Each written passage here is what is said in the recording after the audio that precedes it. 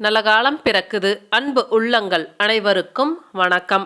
மிதுனம் ராசிக்காரர்களுக்கு கடந்த காலத்தில் அஷ்டமஸ்தானத்தில் சனி அமர்ந்ததால் கடந்த காலகட்டத்தில் கடுமையான போராட்டங்களையும் மன உளைச்சல்களையும் சந்தித்த ராசிகளில் மிகவும் முதன்மையான ராசி என்றால் அது மிதுனம் ராசி மட்டும்தாங்க.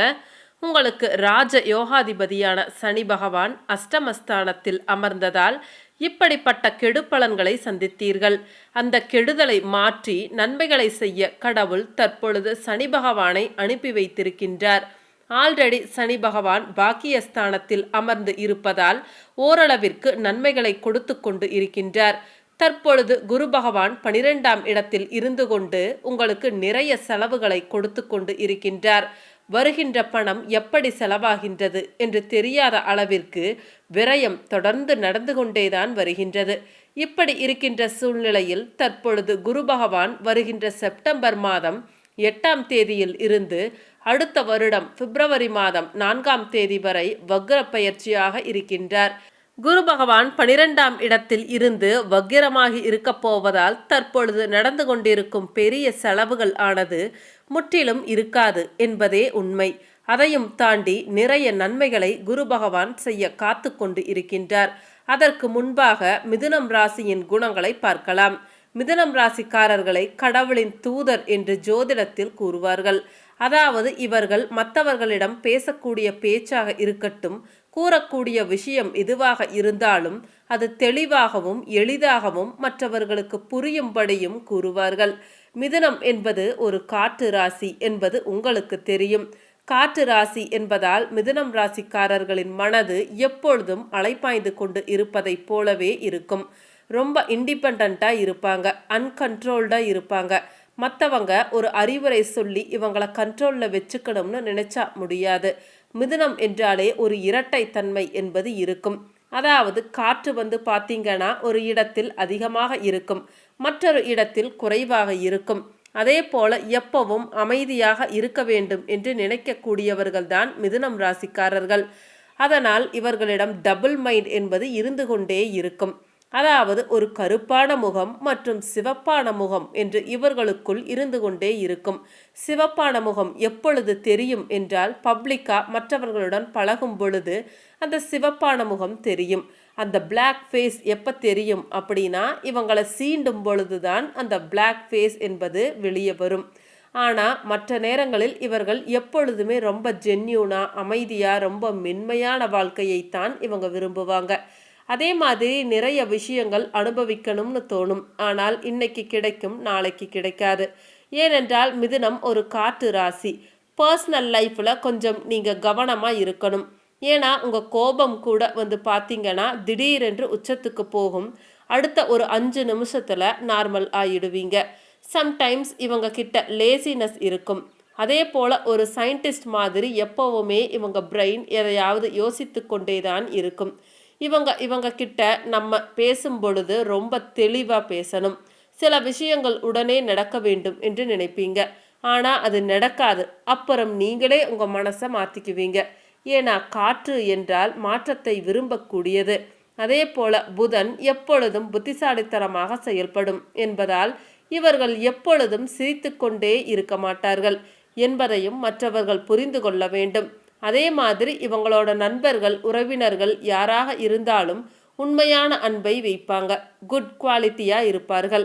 எப்போ பார்த்தாலும் எதையாவது சாதிக்கணும், நம்ம இந்த ஜென்மத்தில் இப்படியே இருந்துடக்கூடாது, பிறந்தோம் இறந்தோம் என்று இல்லாமல் இந்த உலகத்தில் எதையாவது ஒன்றை சாதித்து அதன் பிறகுதான் இவ்வுலகை விட்டு நாம் செல்ல வேண்டும் என்ற ஒரு லட்சியத்தை கொண்டவர்கள் மிதுனம் ராசிக்காரர்கள். எனக்கு தெரிஞ்சு மிதுனம் ராசிக்காரர்கள் வாழ்வில் உயர்ந்த நிலைக்கு வருவதற்கு இந்த ஒரு லட்சியம் ஒன்றே போதும் என்று நினைக்கின்றேன். இன்று இல்லாவிட்டாலும் என்றைக்காவது ஒரு நாள் உங்களுடைய லட்சியங்கள் நிறைவேறி வாழ்க்கையின் அடுத்த கட்டத்திற்கு நீங்கள் செல்வீர்கள். வாழ்க்கையில் தற்பொழுது சாதித்தவர்களை கேட்டால் அவர்கள் சொல்வார்கள், நான் ஆரம்பத்தில் படாத கஷ்டமே இல்லை, நிறைய தோல்விகளை சந்தித்துதான் இவ்வளவு பெரிய உயர்ந்த நிலைக்கு தற்பொழுது வந்து நிற்கின்றேன் என்று. அதே போலத்தான் நீங்களும் தோல்வி அடைந்து விட்டோம் என்று துவள வேண்டாம். மறுபடியும் மறுபடியும் உங்களுடைய வெற்றி பயணத்தை நோக்கி பயணம் செய்யுங்கள். அது ஒரு நாள் நிச்சயம் உங்களை வாழ்வின் அடுத்த கட்டத்திற்கு கொண்டு செல்லும். மிதுனம் ராசிக்காரங்களோட ப்ளஸ் இதுதான். சிலர் எல்லாம் பார்த்தீங்கன்னா ஒரு விஷயத்த ஒரு தடவைக்கு 2 தடவை பண்ணுறாங்க அப்படின்னா அதில் தோல்வி அடைஞ்சிட்டாங்கன்னா அந்த விஷயத்தை விட்டுட்டு போயிடுவாங்க.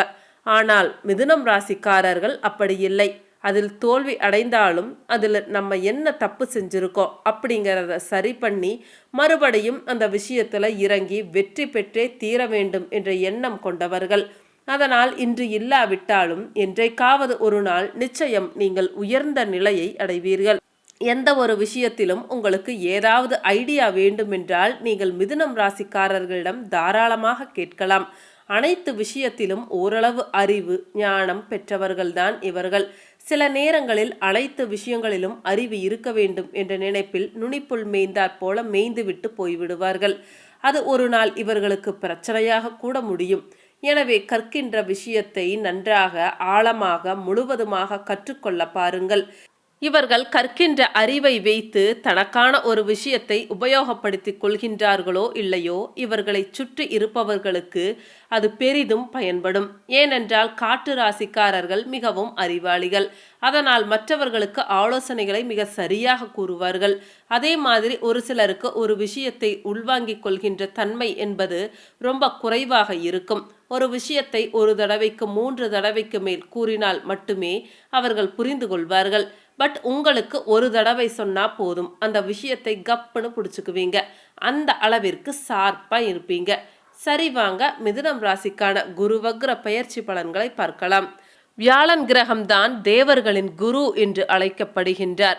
என்னதான் நாம் பணம் பொன் பொருளோடு இருந்தாலும் இவர் மனம் வைத்தால் மட்டுமே அவை அனைத்தும் நிலைத்து நிற்கும். அதிர்ஷ்டம் மகிழ்ச்சி திருமணம் யோகம் செழிப்பு ஆகியவற்றின் காரணியாக விளங்கும் குரு பகவான் ஒருவருடைய ராசியில் சுபமாக இருந்தால் அவருக்கு அதிர்ஷ்ட மழைதான். அதேபோல் குரு பகவானின் அனுகூலமான நிலை மகிழ்ச்சியான திருமண வாழ்க்கையை தரக்கூடியது. விரயத்தில் குரு இருக்கின்றதே என்று அனைவரும் ஒரு அச்சத்தில் இருந்தீர்களே, அதற்கு இப்பொழுது பெரிய பதில் கிடைத்துவிட்டது. அதாவது குரு பகவான் நன்மை செய்யாத இடத்தில் இருக்கும் பொழுது வக்ரம் ஆவதால் ஓரளவிற்கு நன்மைகளை செய்வார் என்று நீங்கள் எதிர்பார்க்கலாம். ஆல்ரெடி கிடைத்து கொண்டிருந்த சில தீமையான பலன்கள் அப்படியே மட்டுப்படும் என்பது உண்மை. எனவே இந்த குரு வக்ர பயிற்சியான 5 மாத காலத்தில் குரு பகவான் உங்களுக்கு அனைத்து நன்மைகளையும் வாரி வழங்குவார் என்பது நிச்சயம். உணவு விஷயத்தில் கட்டுப்பாடோடு இருந்தால் ஆரோக்கியம் சிறப்பாக இருக்கும். பூர்வீக சொத்து வகையில் அனுகூலமான பலன்களை பெறுவீர்கள் என்றாலும் பங்காளியிடம் பேசுகின்ற பொழுது சற்று பொறுமையோடு இருப்பது நல்லது. உங்கள் ராசிக்கு தொழில் ஸ்தானமான 9ஆம் வீட்டில் தர்ம கர்மாதிபதியான சனி பகவான் சஞ்சாரம் செய்வதால் எந்த ஒரு விஷயத்திலும் பொறுமையோடு செயல்பட்டால் அடைய வேண்டிய இலக்கை அடைய முடியும். தொழில் வியாபாரத்தில் தற்பொழுது கிடைக்கும் வாய்ப்புகளை நீங்கள் சரிவர பயன்படுத்தி கொண்டால் போட்ட முதலீடுகளை எளிதில் எடுக்க முடியும். வேலையாட்கள் ஒத்துழைப்பு சிறப்பாக இல்லாவிட்டாலும் உங்களின் தனி திறமையால் எதிலும் சிறப்பாக செயல்பட்டு அடைய வேண்டிய இலக்கை அடைவீர்கள். தொழில் ரீதியாக சில நெருக்கடிகள் இருந்தாலும் கூட்டாளிகள் ஆதரவு மிக சிறப்பாக இருக்கும் என்பதால் தொழிலுக்கு ஒரு சிலரின் நல்ல ஆதரவு கிடைத்து அனுகூலமான பலன்களை அடையக்கூடிய வாய்ப்புகள் உண்டு. தொழில் தொடர்பான கணக்கு வழக்குகளை தற்சமயத்துக்கு சரிவர பராமரித்து வந்தால் தேவையற்ற பிரச்சனைகளை தவிர்க்கலாம். உத்தியோகத்தில் இருப்பவர்களுக்கு கடந்த காலங்களில் இருந்து வந்த அலைச்சல்கள் எல்லாம் தற்பொழுது குறைந்து பணியில் முழு ஈடுபாட்டுடன் செயல்படக்கூடிய வாய்ப்புகள் ஏற்படும். சக ஊழியர்களிடம் பேச்சை குறைத்துவிட்டு உங்கள் பணியில் மட்டும் கவனத்தோடு இருப்பது மிகவும் நல்லது. அதிகாரிகள் ஆதரவு சாதகமாக இருப்பதால் கடினமான பணிகளை கூட சிறப்பாக செய்து முடிக்க முடியும். ஒரு சிலருக்கு வேலைப்பளு காரணமாக ஓய்வு நேரம் குறையக்கூடிய நாட்களாக வருகின்ற நாட்கள் இருக்கும். குருவால் மங்களகரமான சுப காரியங்கள் கைகூடக்கூடிய அதிர்ஷ்டங்கள் உண்டு. திருமணமான புதுமண தம்பதிகளுக்கு குழந்தை பாக்கிய யோகமானது விரைவில் கிடைக்கும். கடந்த காலங்களில் இருந்து வந்த கடன் தொல்லைகள் ஓரளவிற்கு குறைந்து மனமகிழ்ச்சி ஏற்படும். உற்றார் உறவினர்களின் வருகையால் எதிர்பாராத செலவுகள் ஏற்பட்டாலும் மன நிம்மதியும் மகிழ்ச்சியும் உண்டாகும். சுபகாரிய முயற்சிகளில் இருந்து வந்த தடைகள் விலகி வெற்றி கிட்டும். நீண்ட கால வழக்குகள் ஒரு முடிவிற்கு வரும். நண்பர்களும் தக்க சமயத்தில் ஆதரவாக இருப்பார்கள். கொடுக்கல் வாங்கல் விஷயத்தில் சிறப்பாக இருக்கும். புத்திரர் வழியில் தேவையற்ற கவலைகள் ஏற்படும். மிதுனம் ராசியில் பிறந்துள்ள உங்களுக்கு குரு பகவான் விரய ராசியில் சஞ்சரிப்பதால் வியாழக்கிழமை தோறும் குருவிற்கு கொண்டை கடலையை மாலையாக கோர்த்து அணிவித்து மஞ்சள் நிற மலர்களால் அலங்கரித்து நெய் தீபம் ஏற்றி வழிபடுவது நல்லது. தட்சிணாமூர்த்தி வழிபடுவதும் நல்லது. சரிங்க, மீண்டும் அடுத்த ஒரு வீடியோ பதிவில் உங்களை சந்திக்கின்றேன். அனைத்து மிதுனம் ராசி அன்பு உள்ளங்களுக்கும் நன்றி, வணக்கம்.